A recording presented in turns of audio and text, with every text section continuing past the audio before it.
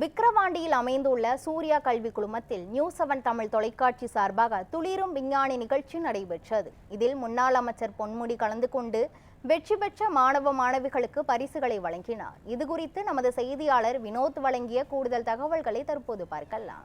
நியூஸ்7 தமிழ் தொலைக்காட்சி சார்பாக விழுப்புரம் மாவட்டம் விக்கிரவாண்டியில் அமைந்துள்ள சூர்யா கல்வி குழுமத்தில் பள்ளி மாணவ மாணவிகளுக்கான துளிரும் விஞ்ஞான நிகழ்ச்சி இனிதே சிறப்பாக நடைபெற்றது.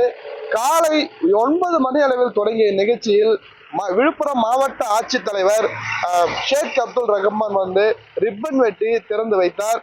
பின்பு மாணவர்கள் காட்சிப்படுத்திய கண்காட்சிகளையும் அறிவியல் கண்டுபிடிப்புகளையும் பார்வையிட்டார்.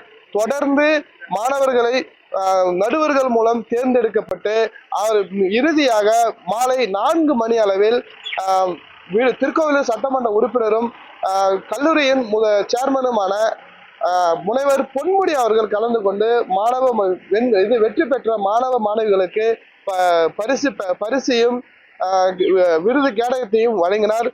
இந்த நிகழ்ச்சியில் 500க்கும் மேற்பட்ட மாணவ மாணவிகள் கலந்து கொண்டனர்.